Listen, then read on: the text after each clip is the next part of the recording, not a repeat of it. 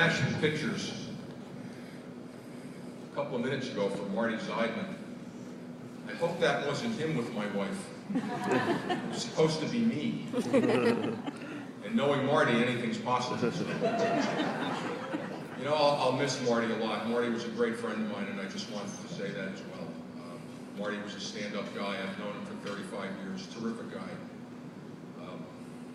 You know, this is a great honor for me. The Zeltner family has a long tradition in the industry. My dad started at Lowe's King's Theater in Brooklyn. I think it was 1926, and he spent 46 years with MGM.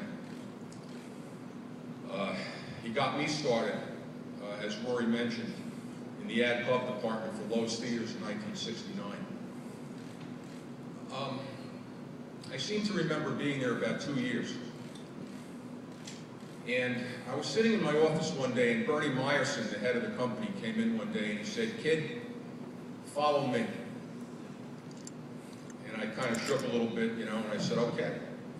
I followed Bernie up to the 17th floor into a corner office with a heavy-set guy smoking a 12-inch cigar with the windows closed. Some of you could probably guess that was Frank Patterson. And after I practically keeled over from the odor, Bernie said, "Meet your new boss." And I've been on the film side ever since.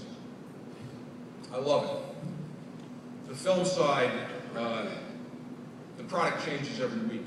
It's just interesting. I love the art and independent side. Rory mentioned the Claridge cinemas. I took over the Claridge as a rundown triple cinema and renovated the theater into a sixplex and changed the format into an art house. And I watched it take off like a rocket. Anybody that's been in the industry 42 years, and you know, you're going to take something away from that. You're going to take something with you that you'll never forget. And for me, that was my highlight, was the Claridge cinemas. And I have to tell you right here and now, she's going to kill me when I do this, but or he will too, but there were two people who were instrumental in helping me get that theater off the ground. And it was hard at that time. I mean, we put a lot of money into it, a lot of sweat, a lot of blood into that theater. I worked in the office and booked my booking service in the Claridge for 14 years prior to doing this.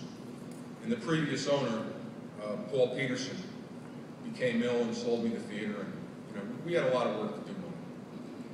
And we knew we had to change the format. It was 1996. We even passed Titanic. That's how committed we were to put art film in this theater. There were two people in the industry who were instrumental in our achieving that goal. One of them is sitting right in front of me, Sheila Deloche. You're my hero, Sheila. And I'll always be grateful to you. I've never thanked you publicly. I know I've thanked you privately 100 times, but I've never done it publicly, and you are my hero. And the other person is Stephen Friedlander at CBS Films, who at the time was the head of Fine Line Features. And he sold me a little picture called, I think it was Shine, with Jeffrey Rush at that time. So Sheila and Steve, you know, Sheila, thank you, and Steve, if you're in the room, thank you. I don't know if you are. If the CBS guys are here and he's not here, tell him I said thank you, because it means everything to me. And I know I'm up here a little too long, so a couple of thank yous if that's okay. The first thank you is to the ShowEast committee. Bob Sunshine, Clark Woods, Jim Amos, thanks guys, this is very meaningful, and I so much appreciate it. I want to thank my boss, Doug Linus. Doug is not only a great boss, he's not only a fine individual, he's not only a great friend, but Doug has something that's very, very important in today's business world. Doug has the most amazing sense of humor that I've ever seen in my life. And because of the way he is, everybody that works for Clearview Cinemas gets up in the morning and looks forward to coming to work. And Doug, you're a great leader, and we appreciate you being there. We deserve you. So thank you for everything that you do for us. Thank you. I want to thank Rosie and Mary. Rose Devery, my Miss Reliable. Rosie's in the next office. Okay. And I have to tell you, I can't always hear myself think on a Monday. Rosie, I love you, baby. For everything you do for us, thank you. Mary Shefford. What can I say about Mary except that, she just holds everything together for us. She's been with me for 30 years. And Mary, you've done nothing but really, you spent a 30-year career making me look good.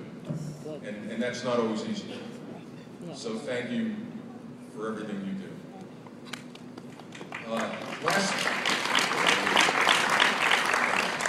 Last but not least, I want to thank my wife, Eva.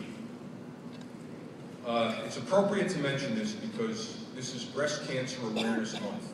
I've got my little pink band on. Eva was diagnosed with breast cancer in January, and she couldn't be here this week because she's gone through some pretty nasty stuff, but she's done all the right things at the right time, and I'm happy to announce that she's going to be a 100% complete breast cancer survivor. Yeah.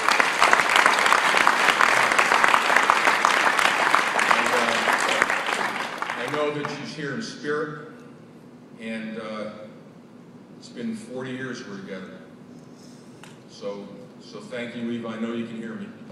And thanks to my dad. I love my dad. My dad just got me started in this business, and that's about it. Thanks.